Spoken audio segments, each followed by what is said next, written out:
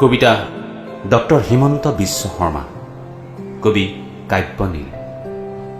মানুহক মানুহ হিচাপে ভাল পোৱা মানুহজন এজন মন্ত্ৰী, এজন বিধায়ক, এজন দক্ষ ব্যক্তি, অথচ অতি সাধাৰণ, সহজ সৰল, নিৰ্জীৱ। গোটেই জীৱন তেওঁ যুদ্ধৰ পিছত যুদ্ধ কৰিছে। তেওঁ যুঁজিব জানে, কাৰণ তেওঁ অক্লান্ত যুঁজাৰু। পূব পশ্চিম উত্তৰ দক্ষিণ বুলি কোনো কথা নাই। দিন ৰাতি একাকাৰ কৰি তেওঁ দৌৰিব জানে।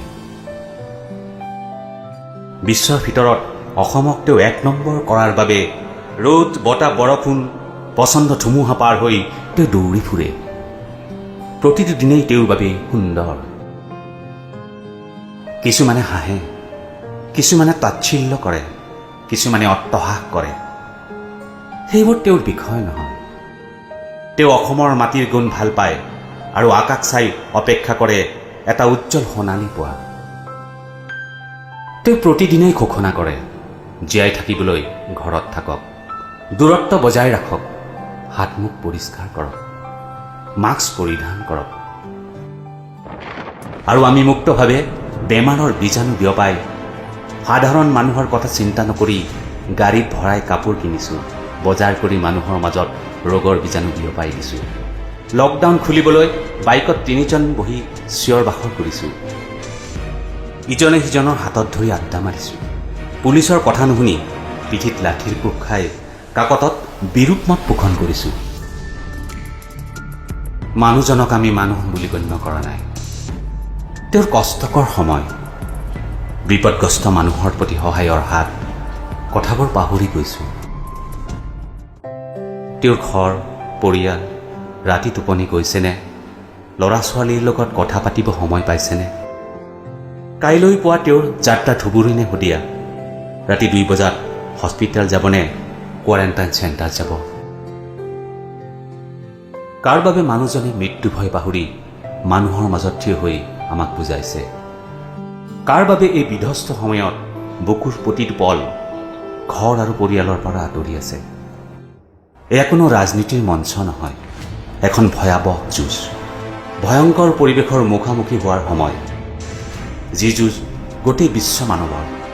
এতিয়া আৰু জাতি ধৰ্ম সংজ্ঞা বিচৰাৰ সময় নহয়। পৃথিৱীৰ বিজ্ঞান য'ত পৰাজয়।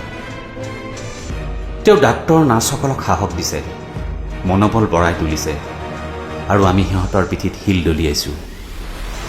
কৰোণা মানে কোনো ধৰ্ম নহয়, ই কোনো ৰাজনীতিৰ ইস্তাহাৰ নহয়।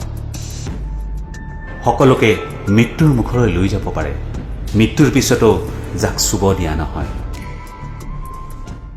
মাৰাত্মক বীজাণু প্ৰত্যেক দিনাই এখনৰ পিছত এখন দেশ বিয়পি গৈছে। সমগ্ৰ পৃথিৱী আজি নিস্তব্ধ, নিৰ্বাক, মূক হৈ পৰিছে। যাৰ বাবে তেওঁ নিৰ্ভীক এজন নাবিকৰ দৰে বিশাল সমুদ্ৰ ঢৌৰ সতে খেলি আছে। তেওঁ সঁচাকৈ এজন যুঁজাৰু, অক্লান্ত যুঁজাৰু। বিশাল সাগৰ সদৃশ বুকুত মানুহক সুস্থ কৰাৰ বাবে তেওঁৰ স্বপ্ন। তেওঁ উপলব্ধি কৰে মানুহ বাচি থাকিব লাগিব।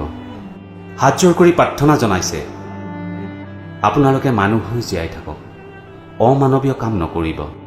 ডক্তৰ নাৰ্ছ প্ৰশাসনক বিশ্বাস কৰক, সকলোৱে আপোনালোকক সুস্থ কৰাৰ বাবে ৰৈ আছে। ৰাতি ২ বজাতো যিয়ে ট্ৰেফিক পুলিচজনৰ খবৰ ৰাখে, গাড়ীৰ ড্ৰাইভাৰজনৰ ঘৰৰ খবৰ ৰাখে, বৰষুণত তিতি আত্মজনৰ ওচৰত থিয় হয়। মাত্ৰ এবাৰ আপুনি তেওঁক মানুহ হিচাপে কল্পনা কৰক, অনুভৱ কৰক, উপলব্ধি কৰক।